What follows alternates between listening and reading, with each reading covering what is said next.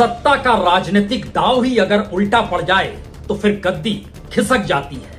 और शायद राहुल गांधी को लेकर जो दांव मोदी सरकार ने चला, या सीधे समझें तो मोदी और अमित शाह ने चला, वह दांव इस सरकार के लिए कहीं उल्टा पड़ने तो नहीं लगा है।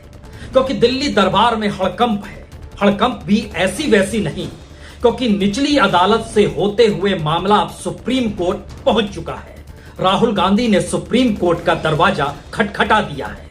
हर कोई जानता समझता है कि पहले ही दिन जब राहुल गांधी दोषी करार दिए गए, तो उसके बाद सरकार अगर चाहती तो जिस तेजी के साथ सरकारी बंगला छीना और संसद सदस्यता रद्द की, उसी तेजी से राहुल गांधी को जेल में डाल सकती थी। बावजूद इसके चंद मिनटों में जमानत मिल गई। बावजूद इसके दोबारा अपील करने के लिए एक लंबा वक्त सरकार ने उस फैसले को सुनाने में लगा दिया, जो कि हाईकोर्ट तक पहुंच गया। बावजूद इसके राहुल गांधी को जेल के शिक्षों के पीछे सरकार डाल पाने की हिम्मत इस दौर में दिखा नहीं पाई।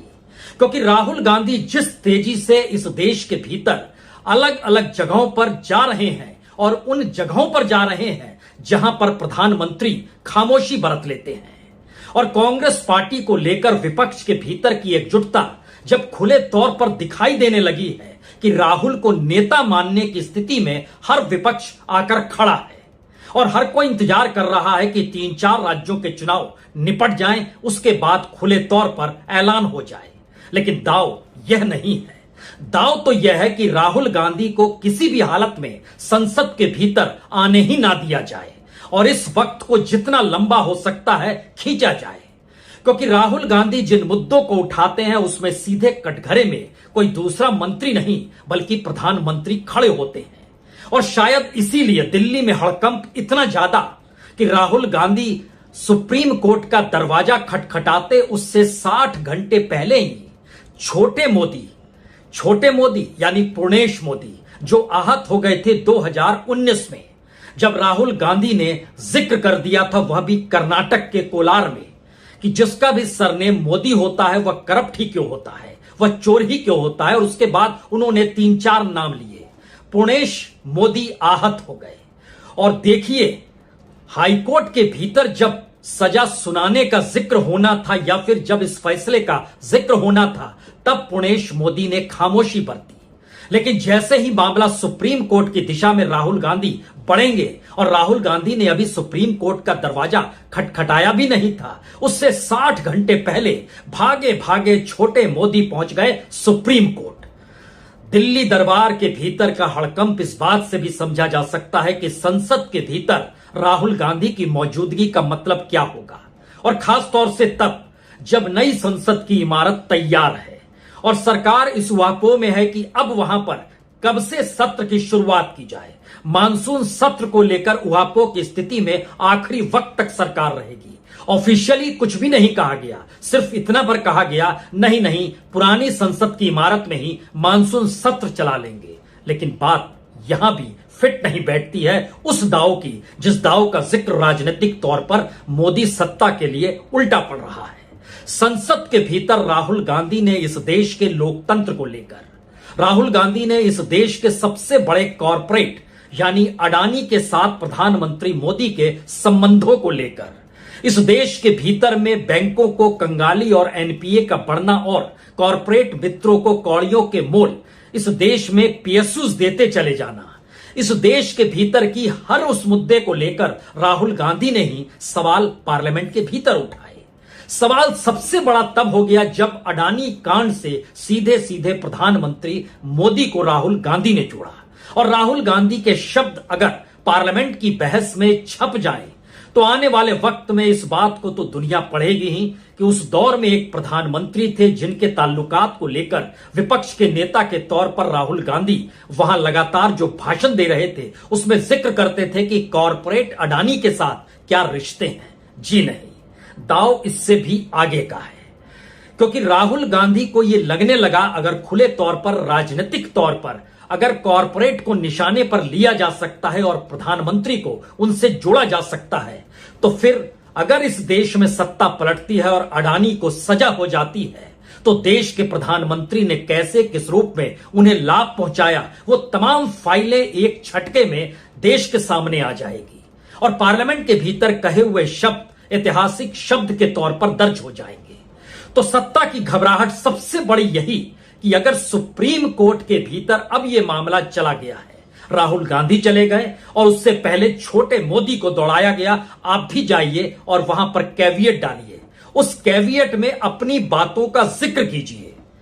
यानी दिल्ली की सत्ता को यह लगने लगा कि अगर छोटे मोदी इस बात का जिक्र सुप्रीम कोर्ट के भीतर करते हैं कि देखिए हम कैसे आहत हो गए, और इस आहत के साथ वह मोदी सरनेम को लेते हुए समूचे ओबीसी के दायरे में अपनी बात को रखते हैं, तो इस देश की राजनीति में यह बात पहुंच जाएगी कि दरअसल राहुल गांधी ने सिर्फ मोदी शब्द नहीं कहा था, उन्होंने तो समूचे ओबीसी को कटघरे में खड़ा किया था और उन सभी को चोर बोला था।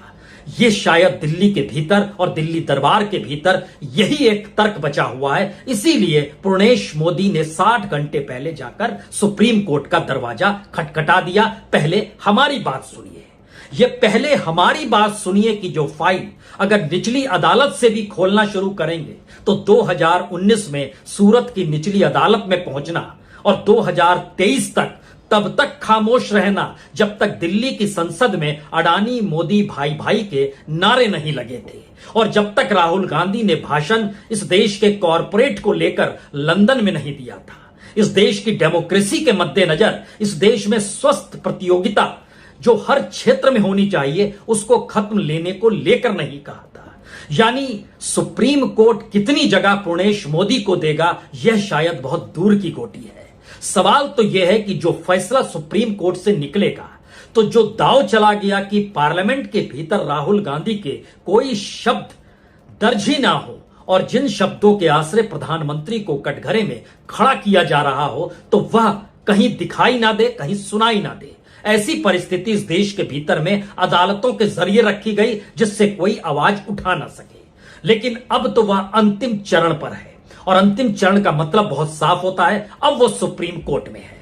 तो यहां से असल बात शुरू होती है, क्या राहुल गांधी के भाषण को हटाना और आने वाले वक्त में भी राहुल गांधी के किसी भी भाषण का दर्ज 2024 तक ना होने देने की परिस्थिति को लेकर यह दांव चला गया।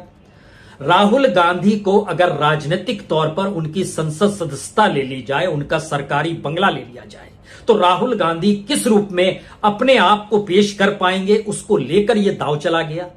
राहुल गांधी अगर अडानी कांड को लेकर पार्लियामेंट के भीतर शोर मचाते हैं और जब वो संसद सदस्य नहीं रहेंगे तो उनकी बातों पर कौन ध्यान देगा, यह सोचकर यह दांव चला गया। और राहुल जिन मुद्दों को उठा रहे हैं उन मुद्दों के आश्रय राहुल गांधी सिर्फ एक कांग्रेस के नेता, कांग्रेस के जनरल सेक्रेटरी या कांग्रेस के वरिष्ठ नेता या गांधी परिवार के साथ जुड़े हुए शख्स के तौर पर उठाएंगे तो कौन सुनेगा। क्या इस बात को लेकर यह दांव चला गया? ध्यान दीजिए, एक एक रास्ता, एक एक परिस्थिति इस दौर में पलट गई। राहुल गांधी कहीं ज्यादा सक्रिय हो गए। राहुल गांधी अपनी बातों का, अपने साथ हुए हालातों का जिक्र करने और समूची कांग्रेस पार्टी अलग अलग जगहों पर चाहे वो मौन धारण करे या जिस भी राजनीति को साधने की दिशा में बढ़े, उसने प्रयास शुरू कर दिए। और इंडिविजुअल यानी निजी तौर पर राहुल गांधी का किसानों के बीच जाना, किसान महिलाएं जो हरियाणा के सोनीपत में, उनसे यह कहना सरकार ने तो हमारा घर छीन लिया और उसके बावजूद आप घर आना चाहती है तो मैं अपनी बहन से बात करता हूं, क्या वो आपको भोजन करा पाएंगी? और फिर प्रियंका गांधी से बात करना, फोन पे बात कराना और सबको दिल्ली लाना, दिल्ली घुमाना और घर में भोजन कराना, यह राजनीति की एक नई लकीर है जिसमें सरोकार जनता के साथ किसी नेता के जुड़ जाए तो क्या होता है। दूसरी परिस्थिति, किसान के बाद मैकेनिक को देखिए, मैकेनिकों के बीच जाना। तीसरी परिस्थिति, ट्रक ड्राइवरों के साथ बैठना। चौथी स्थिति, बस्ती में जाना, दिल्ली की बस्ती में। और पांचवी स्थिति, युवाओं के बीच जाना, मुखर्जी नगर में, जहां पर बच्चे तैयारी करते हैं आईएएस बनने की, उनके बीच जाना। और सवाल बड़ा होते चला जाना कि जिस रास्ते राहुल गांधी निकले हैं और जिस रास्ते मौजूदा वक्त में विपक्ष एक नेता तलाश रहा है और जिस परिस्थिति के इर्द गिर्द 2024 लगातार जा रहा है और संसद की दिशा में, संसद के भीतर ताकतवर बीजेपी हर चीज अपने अनुकूल कर रही है, तो कई सवाल एक साथ खड़े हो गए। अब संसद का मानसून सत्र 20 तारीख से शुरू होने वाला है। 20 तारीख से पहले 3 चीजें होने वाली हैं इस देश में। पहली बड़ी चीज केंद्रीय मंत्रिमंडल का विस्तार होना है। दूसरी बड़ी चीज एनडीए की बैठक होनी है, यानी बीजेपी को भी अब समझ में आ गया अपने बूते नहीं जीत सकते हैं, तो सहयोगियों की खोज शुरू हो गई और उसमें 1-2 साथ खड़े होने लगे। राजभर आज ही शामिल हुए। अब जरा कल्पना कीजिए वो राजभर जिनकी पार्टी के विधायक मुख्तार अंसारी के बेटे भी हैं। मुख्तार अंसारी का नाम ले लेकर जिस तरीके की राजनीति 80-20 की खेली गई उत्तर प्रदेश के भीतर और योगी ने बकायदा इसको राजनीतिक हथियार बनाया, उस मुख्तार अंसारी का बेटा अगर राजभर के साथ विधायक है तो वह भी एनडीए में शामिल हो गया।